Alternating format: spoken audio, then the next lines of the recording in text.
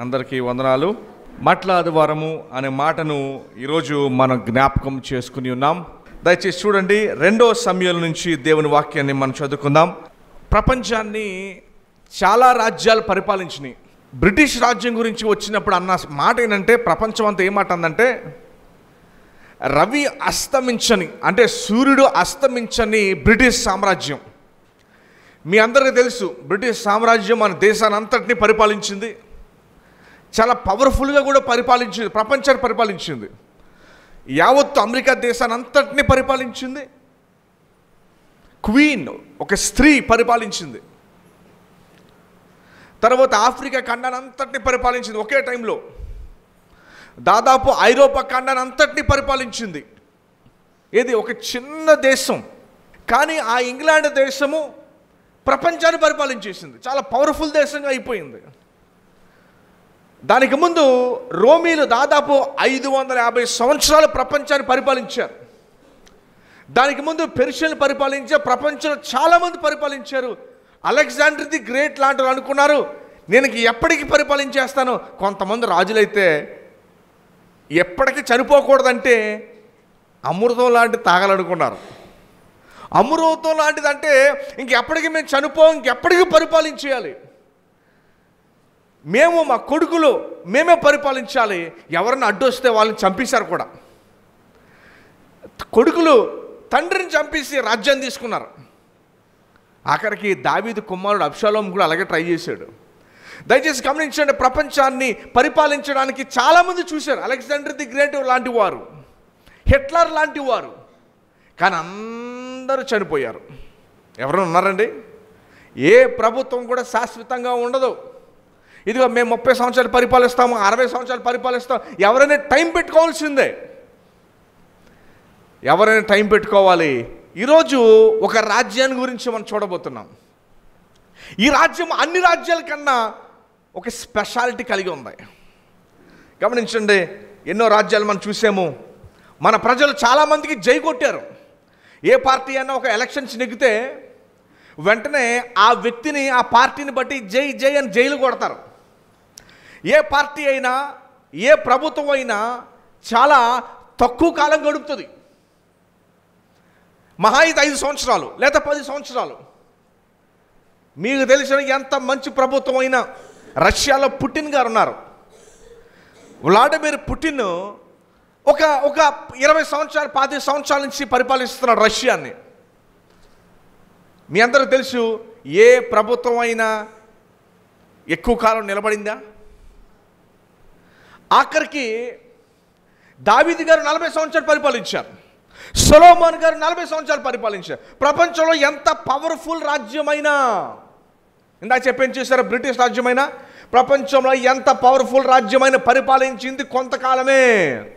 మేము ఎప్పటికీ పరిపాలనలో ఉండిపోతాం, మేమే రాజులము అని చెప్పుకున్న ఎవరైనా సరే కొద్ది కాలం మాత్రమే వారు పరిపాలించగలిగారు తప్ప, వారు చనిపోయిన తర్వాత రాజ్యాలు పడిపోయినాయి. దయచేసి గమనించండి, ఈరోజు ఒక రాజ్యాన్ని మనం చూడబోతున్నాం. ఆ రాజ్యానికి చాలా స్పెషాలిటీ ఉంది. ఆ రాజును ఆరాధించడానికి మనం వచ్చాం. ఈ రాజుకి చాలా స్పెషాలిటీలు ఉన్నాయి. అందరిలాంటి రాజు కాదు ఈయన. చాలామంది ఫాలోవర్స్ అని చెప్పుకోవడానికి ఇష్టపడతాం. మేము పలానా ఫాలోవర్స్ అండి, ఆయన ఫాలో అవుతాం. మేము పలానా ఫ్యాన్స్ అండి, మేము ఆయన పుట్టినరోజుకి, ఆయన ఎన్నో కార్యాలకి మేము ఫ్లెక్సీలు ఎంచుకుంటాం, మేము ఆయన ఫ్యాన్స్. ఏమండి, చాలామందికి మన అభిమానాన్ని ఇస్తాం. చాలామందికి ప్రాణం పెట్టడం కూడా ఇష్టపడతాం. కొంతమంది అయితే రక్తాన్ని కూడా ఇచ్చేస్తారు. ఇంకో మేము రక్తాభిషేకం చేస్తున్నాం మా హీరోకి. లేకపోతే మేము నచ్చిన ఆ రాజకీయ నాయకుడికి మేము రక్తాభిషేకమో పాలాభిషేకమో, అతని కోసం మేము ఏదైనా చేస్తాము. నువ్వు అభిమానించే వ్యక్తుల్లో నాయకులు కానివ్వండి, హీరోలు కానివ్వండి, ఎవరికి కూడా నీ పేరు తెలియదు. ఎవరికి కూడా నీ పేరు తెలియదు.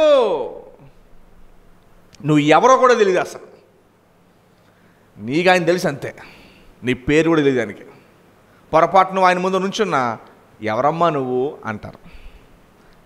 ఆ నాయకుడు, ఆ హీరో ఎవరైనా సరే వాళ్ళ ఇంట్లో కూడా రానివ్వరు నిన్ను. సెక్యూరిటీ బయటికి గెంటేస్తారు, కానీ ఊరిలో మాత్రం మన ఫ్లెక్సీలు వేసుకున్న వాళ్ళ గురించి మనం గొడవాడి కొట్టుకొని పాలాభిషేకాలు రక్తాభిషేకాలు చేస్తాం. అయ్యో మా రాజు, ఇదిగో మా హీరో. అసలైన రాజు, అసలైన హీరో ఈరోజు మనం చూడబోతున్నాం. ఒక రాజ్యం గురించి ఈరోజు మనం చదవబోతున్నాం. మట్లాదివారం వర్తమానం ఏంటా అనుకుంటున్నారా? ఈరోజు మనం చూడబోతున్నాం. దయచేసి గమనించండి.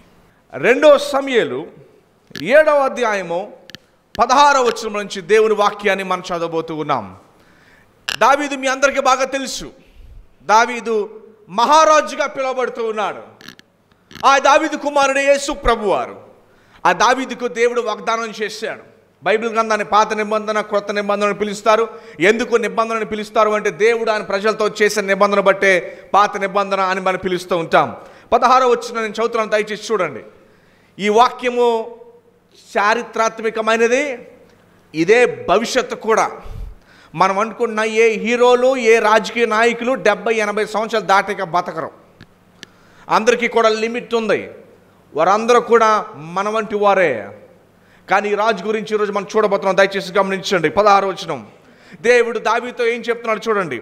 నీ మట్టుకు నీ సంతానమును, నీ రాజ్యమును కొంతకాలం కాదు, నిత్యము స్థిరమగును, నీ సింహాసనాన్ని నేను నిత్యము స్థిరపరుస్తాను అని దేవుడు చెప్పాడు. దేవుడు చెప్పాడంటే అది జరగాల్సిందే, అది ఉండాల్సిందే, దానికి ప్రత్యామ్నాయం లేదు. ఏం వచ్చినా కూడా జరుగుతుంది. దావీదుకి చెప్తున్న మాట ఏంటంటే, ఇదిగో దావీదు, నీ రాజ్యాన్ని నేను స్థిరపరచబోతున్నాను. ఏ రాజ్యము పర్మనెంట్ కాదు. ఎలక్షన్స్ వస్తే రాజ్యాలు మారిపోతాయి, వారు చనిపోతే రాజ్యాలు మారిపోతాయి. వారు ఉన్నంత వరకే. కానీ దేవుడు ఇక్కడ దావీదుగా వాగ్దానం చేస్తున్నాడు. ఆయన చేస్తున్న వాగ్దానం ఏంటో తెలుసా? ఓ దావీదు, నీ కుమారుల్లో నుంచి ఒకడు వస్తాడు. ఈయన ఎట్లాంటి రాజు తెలుసా? ఈయన ఎట్లాంటి రాజు అంటే ఈయన యొక్క రాజ్యము నిత్యం ఉంటుంది. ఈయన రాజ్యము నిత్యం ఉంటుంది. నిత్యము ఎవరి రాజ్యం ఉంటుంది చెప్పండి? ప్రపంచంలో ఎవరి రాజ్యం అని నిత్యం ఉంటుందా? మీకు తెలిసిన రాజ్యాలు ఎవరైనా నిత్యం ఉన్నాయా? నిత్యము. ఇక్కడ దేవుడు చెప్తున్న మాట ఏంటంటే, ఇదిగో దావీదు, నీ కుమారుని రాజ్యము నిత్యము ఉంటది. ఈరోజు మట్లాదివారము మనం హోస్తున్న జయము అంటే దానికి అర్థం కూడా నేను మీకు వివరిస్తాను. హోస్తున్న అంటే అర్థము, దేవా మమ్మల్ని ఇప్పుడే రక్షించు. హోసన్న అంటే అర్థము, దేవా మమ్మల్ని ఇప్పుడే రక్షించు, మాకు విజయాన్ని దయచేయి, మమ్మల్ని ఇప్పుడే రక్షించు. హోసన్న అనే పదము ఇంగ్లీష్ పదం కాదు. హోసన్న అనే పదము తెలుగు పదం కాదు, గ్రీక్ పదం కాదు, అది హీబ్రూ పదము. అనగా దాని అర్థం ఏంటంటే, దేవా మమ్మల్ని రక్షించు, ఇప్పుడే రక్షించు, మాకు విజయాన్ని దయచేయి. ఇది హోసన్న అంటే అర్థం. మన రాజు వచ్చింది మనల్ని రక్షించడానికి. మన రాజు ఎందుకు వచ్చాడు? మన రాజు వచ్చింది మనల్ని రక్షించడానికి. చాలా ప్రభుత్వాలు హామీలు ఇస్తూ ఉన్నాయి. చాలా ప్రభుత్వాలు ఇంకో మేమేమీ నమ్మకం అని చెప్తున్నారు. చాలా ప్రభుత్వాలు మేమేమీ దారి చూపించేది అంటున్నారు. ప్రపంచంలో ప్రతి ప్రభుత్వం కూడా అనేకమంది చెప్తూ ఉన్నాయి. దయచేసి గమనించండి. అన్ని రాజ్యాల గల్లా, అందుకని ప్రభు వారి పేరుండి తెలుసా? ఆయన రాజులకి రాజు, ప్రభువులకి ప్రభువు. ఇప్పుడు ఈ వాగ్దానము 2 మాటలు ఇక్కడ మనకు కనబడుతున్నాయి. నీ రాజ్యాన్ని నిత్యం స్థాపిస్తాను, నీ సింహాసనము నిత్యం ఉంటుంది. ఏముంటుందండి? దయచేసి గమనించండి. బైబిల్ గ్రంథం ఈ చేతి పట్టుకుని ఎవరికైనా సరే చివరి 2 అధ్యాయాలు మనకు కనబడతా ఉంటాయి. ప్రకటన గ్రంథంలో చివరి 2 అధ్యాయాలు 21, 22 అధ్యాయాలు కనుక మీరు చదివితే, ఇప్పుడు తీనవసరం లేదు, కానీ మన ప్రభు రాజ్యంలోకి వెళ్ళిన తర్వాత, మనం చనిపోయాక 7 సంవత్సరాల శ్రమకాలము, 1000 ఏండ్ల పరిపాలన, అడు తర్వాత ఆగు మేఘాగు యుద్ధం జరిగిన తర్వాత, ఆయన నమ్మని వారు అందరూ కూడా నిత్య నరకాగ్నిగూడలో పడిపోయిన తర్వాత, మనం ఇంకెప్పటికీ నూతన సృష్టిలో మనం ఉండబోతూ ఉన్నాము. కొత్త భూమి, కొత్త ఆకాశము, నూతన యెరూషలేము నుంచి ఆ యొక్క యేసు ప్రభువారు ప్రపంచాన్ని ఇక ఎప్పటికీ పరిపాలిస్తూ ఉన్నారు. క్రిస్మస్లో మీకు జ్ఞాపకం ఉందా? 3 వస్తారు, జ్ఞానులు వస్తారు.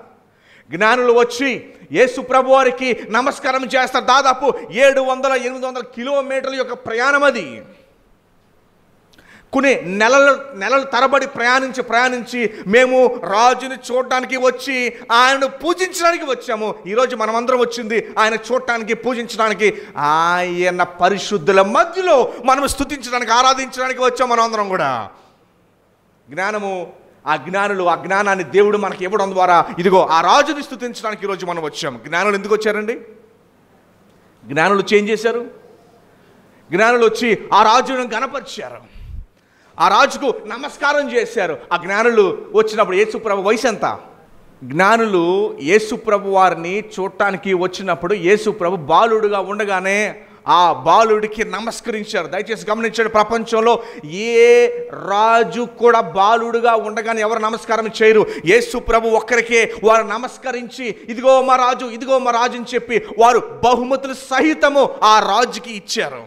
ఏమండి, ఈరోజు మట్లాదివారము మనం చేయబోయే పనేంటో తెలుసా? ఆ రాజును మనం స్తుతించబోతున్నాం, ఆ రాజును కనపరచబోతున్నాం. కేవలం మాటలతో కాదు, హృదయంలో. ఏమండి, నువ్వు నచ్చిన అభిమానించి గొప్ప వ్యక్తి నీ ముందు నుంచుంటే నువ్వు చేసే పనేంటో తెలుసా? నీ నోట్లో మాటలు ఉండవు. అత్యంత గౌరవం ప్రేమతో ఆయన ముందుండి ఆయన వెంటనే హత్తుకొని, సార్ మీరు మా ఇంటికి వచ్చారా, మమ్మల్ని చూడటానికి మా ఇంటికి వచ్చారని చెప్పి ఆశ్చర్యంతో ఎలాగైతే మనం పొంగిపోతామో అంతకంటే 100 రెట్లు ఎక్కువ భావము ఈరోజు ప్రభువు ముందు మనకి ఉండాలి. యావత్తు యెరూషలేములో ఉన్న వేలాది మంది యేసు ప్రభుని చూసి ఇదిగో మా రాజు వచ్చాడు అలా అనుకున్నారు. ఆయన ఇప్పుడే రాజ్యాన్ని స్థాపించబోతారు అనుకుంటున్నారు. ఇప్పుడే రాజ్యాన్ని స్థాపించేస్తే మన అందరి పరిస్థితి. ఆయన ఇప్పుడు రాజ్యాన్ని స్థాపించబోడు. ప్రకటన గ్రంథం చివరి 2 అధ్యాయాల్లో ఆయన అప్పుడు తన సింహాసనం మీద కూర్చోబోతూ ఉన్నాడు. అప్పుడు ఆయన ప్రపంచానికి ఎప్పటికీ పరిపాలించబోతున్నాడు. దయచేసి గమనించండి, దేవుని రాజ్యంలో మన అందరం కూడా చేరబోతూ ఉన్నాము. రక్షణ పొంది బాప్తిజం పొందిన ప్రతి ఒక్క విశ్వాసి కూడా ఆయన రాజ్యంలో చేరబోతూ ఉన్నాము. ఎయిదర్ సాతాను రాజ్యంలో చేరబోతూ ఉన్నావా, లేదంటే ఆ నిత్య రాజ్యంలోనికి మీరు చేరబోతూ ఉన్నారా? మట్లాదివారం మనం ఎందుకు మనం పిలుస్తామంటే, ఇదిగో మన రాజు మనం రక్షించడానికి వచ్చాడు. మన పాపముల నుండి మాత్రమే కాదు, మన బానిసత్వం నుంచి మాత్రమే కాదు. వారు నమ్మారు రోమా ప్రభుత్వం యొక్క వారి యొక్క బానిసత్వం నుండి మమ్మల్ని రక్షించబోతున్నాడు యేసుప్రభు అని వారు ఎదురు చూచి ఇదిగో మా రాజు వచ్చాడు, ఇదిగో మా రాజు వచ్చాడు. దయచేసి ఇందులో ఒక విషయం మనం జాగ్రత్తగా గమనించాలి. వారు అనుకున్నారు ఆయన వచ్చి ఇప్పుడే రాజ్యాన్ని స్థాపించబోతున్నాడు అనుకున్నారు. కానీ ఆయన రాజ్యాన్ని స్థాపించేది ఇప్పుడు కాదు. పిలాతు అడిగాడు, నువ్వు రాజువేనా? నువ్వు అన్నట్టే, మరి అయితే నీ రాజ్యమేది? నా రాజ్యం ఇక్కడిది కాదు. శిష్యులందరూ అనుకున్నారు, యూదులందరూ అనుకున్నారు ఆయన రాజ్యం ఇప్పుడు స్థాపించేస్తాడేమో అనుకున్నారు. No no no no no ప్రపంచంలో ఉన్న సంఘము అన్యులు మనం అందరం కూడా ఆయన రాజ్యంలో చేర్చబడాలి. యూదులతో ఒక సమస్య ఉంది. వాళ్ళతో ఉన్న సమస్య ఏంటంటే, మేము అర్పించే బలులు సరిపోతాయి రక్షణకు అనుకున్నారు. కానీ దేవుని యొక్క ప్రణాళిక వారికి అర్థం కాల. ఆయన కుమారుని పంపించి ఆయన కుమారుని యొక్క రక్తం ద్వారానే రక్షణని వారికి అర్థం కాల. దయచేసి గమనించండి, ఈరోజు మనం చూడవే అంశం ఏంటో తెలుసా? ఆ రాజుని స్తుతించడానికి, గణపరచడానికి, ఆరాధించడానికి, ఆయన అభిమానించడానికి, ఆయన భక్తులముగా, ఆయన అభిమానులుగా మనం చేరి వచ్చాము. ఆయన స్తుతించడానికి, ఆరాధించడానికి మనం వచ్చాము. ఒక వచనాన్ని చదువుతాను, దయచేసి అందరూ కూడా బైబిల్ తీసి ఈ మాటలు మనం చెప్దాం. మత్తయి సువార్త 21వ అధ్యాయంలో నుంచి ఆ రోజు వారు ఏమని కేకలు వేశారో ఒకసారి మనం చూద్దాం. మత్తయి సువార్త 21వ అధ్యాయంలో నుంచి దేవుని వాక్యాన్ని మనం చదువుకుందాం.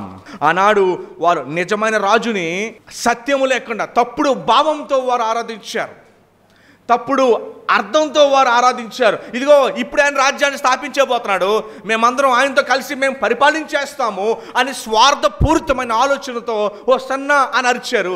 కానీ ఇప్పుడు మనమైతే ఈ సత్యాన్ని ఎరిగిన మనము ఈ రాజును సత్యముతో ఆరాధించాలి. ఏ సత్యం అంటే, ప్రభువా నువ్వు నాకు రక్షకుడవై ఉన్నావు, నన్ను రక్షించావు, నా పాప బానిసత్వంలో నుంచి నన్ను విడిపించారు మీరు అని చెప్పి మాటలు మనం అందరం కూడా చెప్తాం. దయచేసి చూడండి 9వ వచనము, 21వ అధ్యాయము 9వ వచనం నుంచి దేవుని వాక్యాన్ని మనం చదువుకుందాం.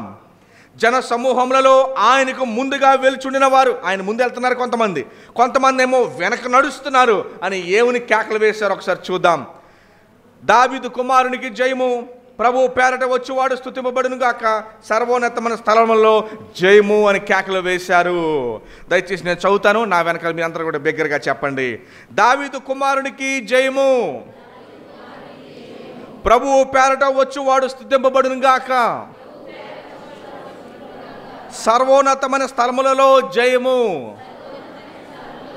మరలా బిగ్గరగా చెబుదాం. దావీదు కుమారునికి జయము, ప్రభు పేరట వచ్చేవాడు స్తుతింపబడును గాక, సర్వోన్నతమైన స్థలములలో జయము. చివరిసారి, దావీదు కుమారునికి జయము, ప్రభు పేరట వచ్చేవాడు స్తుతింపబడును గాక, సర్వోన్నతమైన స్థలములలో జయము. దయచేసి గమనించండి, ఆనాడు ఇలా కేకలు వేసుకుంటూ, అయితే వారు కేకలు వేసిన మాట, ఎస్ ఆయన మా రాజే, మేము ఒప్పుకుంటున్నాం, మా రాజే, వారు స్వీకరించారు. కానీ వారికి ఎలాంటి రాజు కావాల్సి వచ్చాడంటే ఇప్పుడే ఆయన రాజ్యాన్ని స్థాపించేయబోతున్నాడు అనుకున్నారు. దయచేసి గమనించండి, దేవుని ప్లాన్ అంటే యేసు ప్రభు రావాలి, చనిపోవాలి, తిరిగి లేవాలి, ప్రపంచంలో ఉన్న వారందరూ కూడా ఆయన వైపు తిరిగి ఆయన విశ్వసిస్తారు. అప్పుడు ఆయన రాజ్యాన్ని కట్టబోతున్నాడు. అర్థమైందండి? ఇదే విషయాన్ని పేతురుకి చెబితే, మార్కు సువార్త 8వ అధ్యాయంలో పేతురుకి చెప్తే, పేతురు అంటాడు, యేసు ప్రభువా నిన్ను హింసిస్తారు, నేను చంపేస్తారు అన్న మాటలు దయచేసి పలకద్దు నువ్వు అంటాడు పేతురు. పేతురికి అర్థం కాల. యెషయా 53వ అధ్యాయము అర్థం కాలేదు. ఏమండి?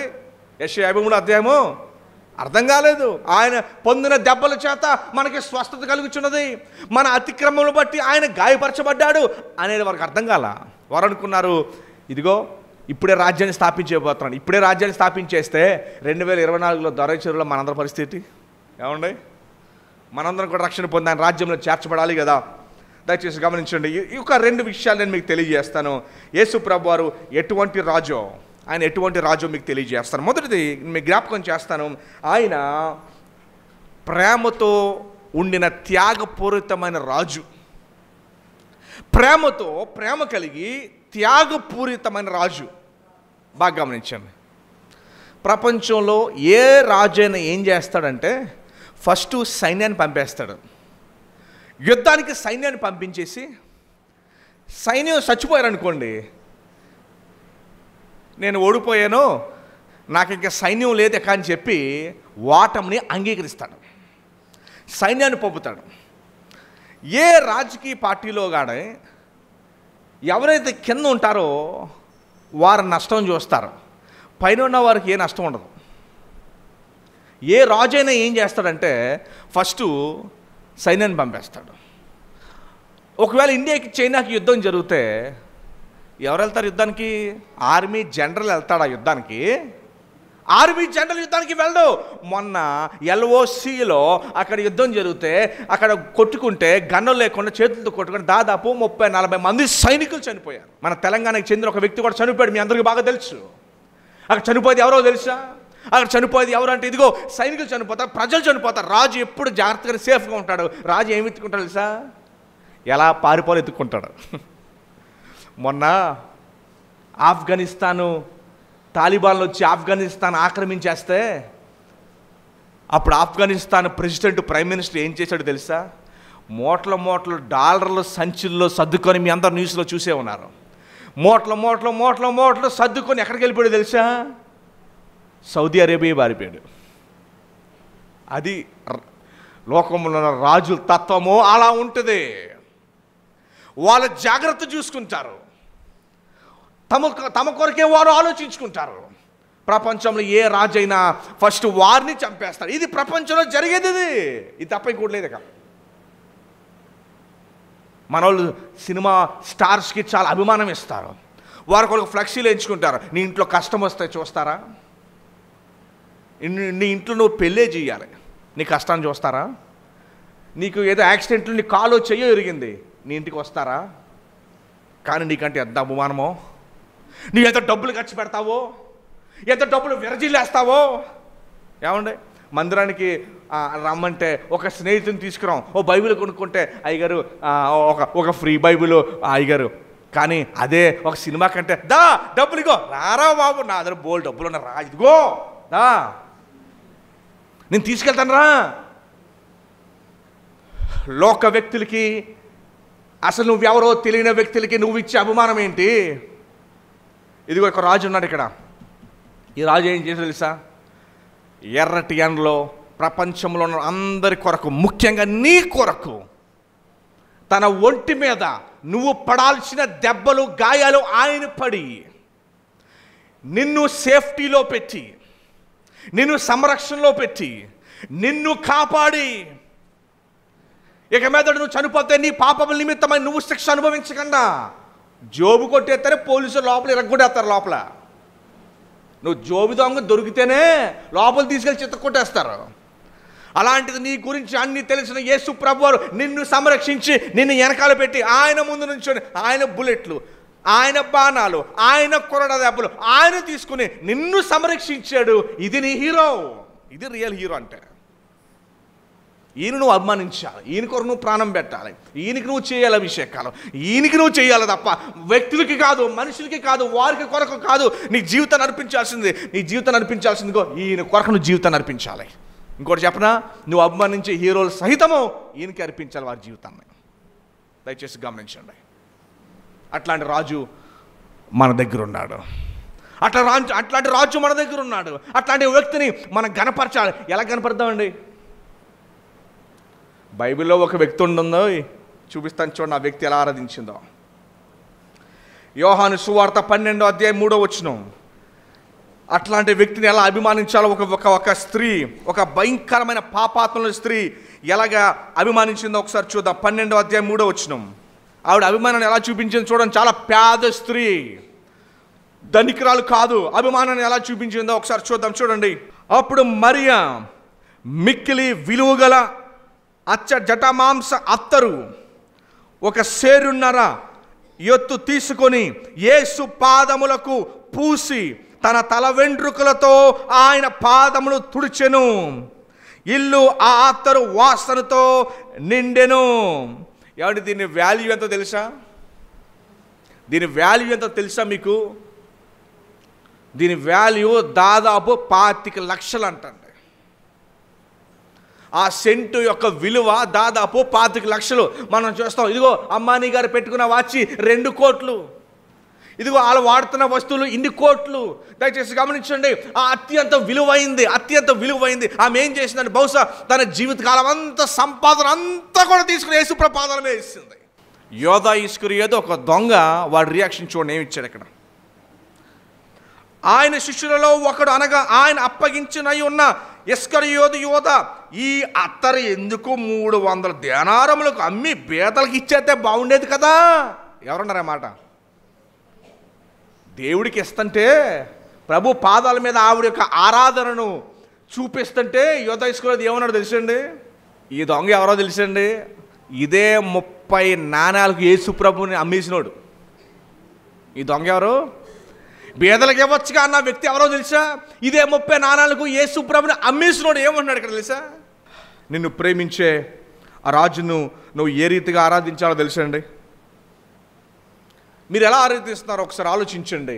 దయచేసి ప్రియ సంగమ సహోదరుడు సహోదరి, దయచేసి ఒకసారి ఆలోచించండి. ఈమె ఏం చేసింది చూడండి. అప్పుడు మరియా మిక్కిలి విలువగల అచ్చ జటమాంసి అత్తరు ఒక సేరున్నర ఎత్తు తీసుకుని యేసు పాదములకు పూసి తన తల వెంట్రుకలతో ఆయన పాదములు తుడిచెను. ఇల్లు ఆ అత్తరు వాసనతో నిండెను. తన జీవిత కాలం మొత్తం సంపాదించి అంతా కూడా తీసుకొచ్చి యేసు ప్రభు పాదాల మీద పోసేసి ఆమె జుట్టుతో ఆయన యొక్క పాదాలని కడిగింది. బహుశా చరిత్రలో ఇది ఇంకెప్పుడు ఎక్కడ జరగలేదు. అది ప్రభుని గణపరచడం అంటే, అది ప్రభుని ఆరాధించడం అంటే. ఈరోజు మనము ఆ రాజుని పూజించడానికి, ఆరాధించడానికి మీరు అందరూ కూడా వచ్చారు. ఆయనకి మీరు ఏమి అర్పించబోతున్నారు? ఆయనకి మీరు ఏమి ఇవ్వబోతున్నారు? మీరు ఇవ్వవలసిన గౌరవం ఏది? మీరు ఇవ్వాల్సిన ఘనత ఏది?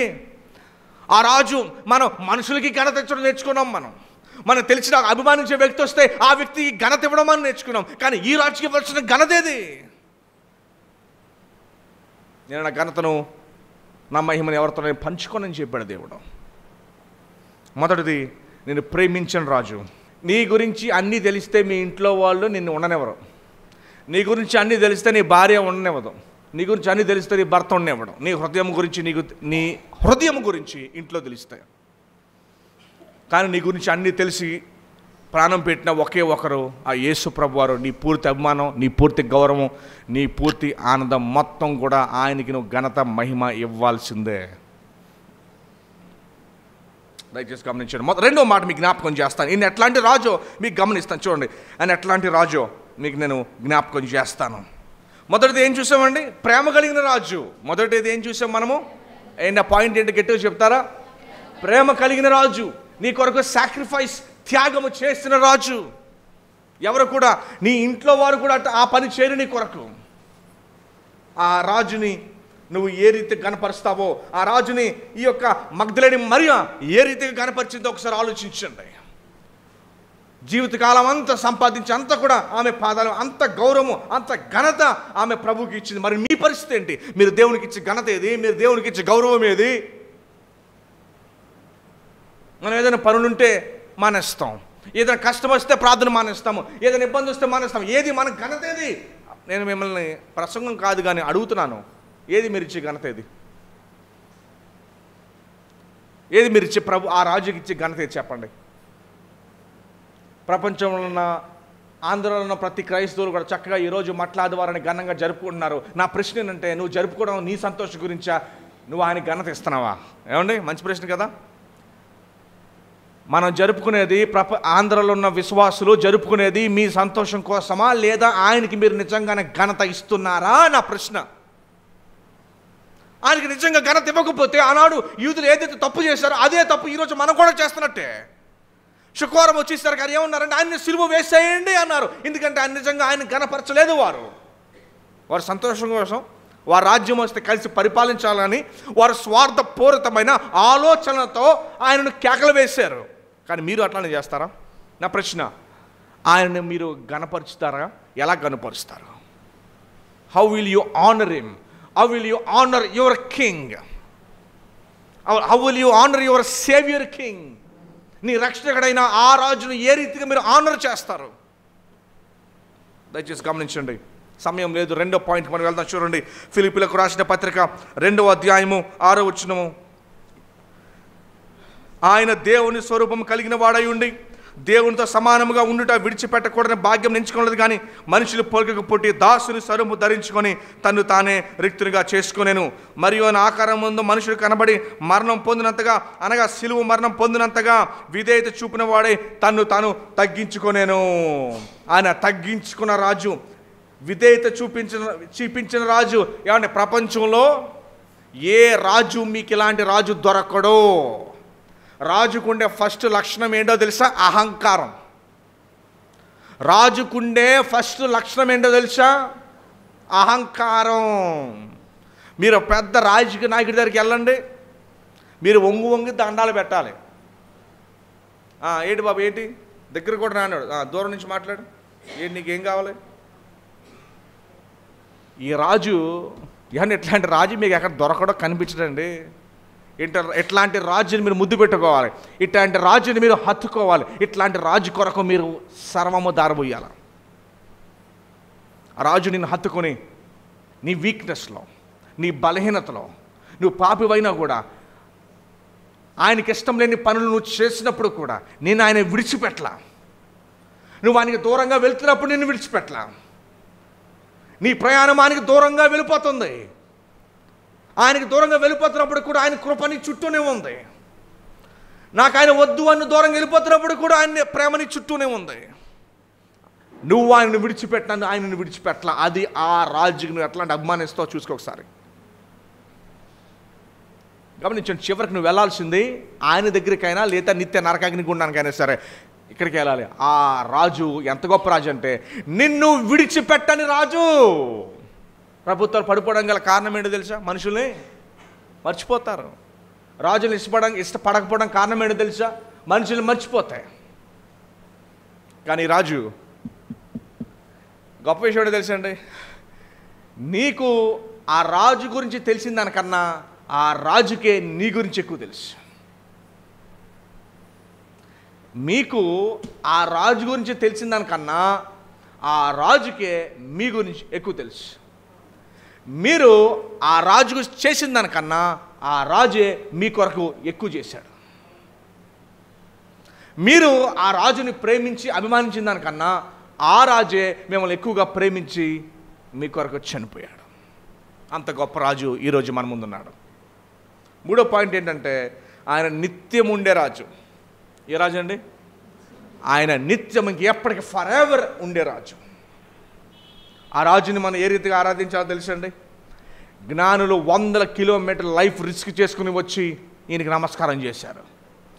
మరియా తనకున్నదంతా కూడా దారిపోసి ఆయన ఆరాధించి కనపరిచింది. చివరగా ఈరోజు ఆ రాజు ముందు మీరున్నారు. ఆ రాజు ఇప్పుడు మీకు కనపడకపోవచ్చు, కానీ ఆ రాజు మిమ్మల్ని చూస్తున్నాడు. ఆ రాజుని ఇప్పుడు మీరు చూడకపోవచ్చు, కానీ ఆ రాజు మిమ్మల్ని చూస్తున్నాడు. ఆ రాజు మిమ్మల్ని చూస్తున్నాడు. అయితే ఇందాక మనము మత్తయి సువార్తలో ఈ మాటలు చదువుకుందాం. 21వ అధ్యాయంలో నుంచి ఈ మాటలు చదువుకుందాం. ఒకసారి మరలా మాటలు చెప్పుకొని, ఆనాడు యూదుల వలె కాకుండా ఈనాడు ఆయన రక్తము చేత ప్రోక్షించబడి కడగబడిన మనం అందరము కూడా ఈ మాటలు ఘనంగా, బిగ్గరగా, సంతోషంగా, ఆనందంగా, వాక్యము అర్థం చేసుకున్న ప్రతి ఒక్కరు కూడా సంతోషంగా, ఆనందంగా ఈ మాటలు మనం చెప్దాం. దావీదు కుమారునికి జయము, ప్రభు పేరట వచ్చువాడు స్తుతింపబడును గాక, సర్వోన్నతమైన స్థలములో జయము.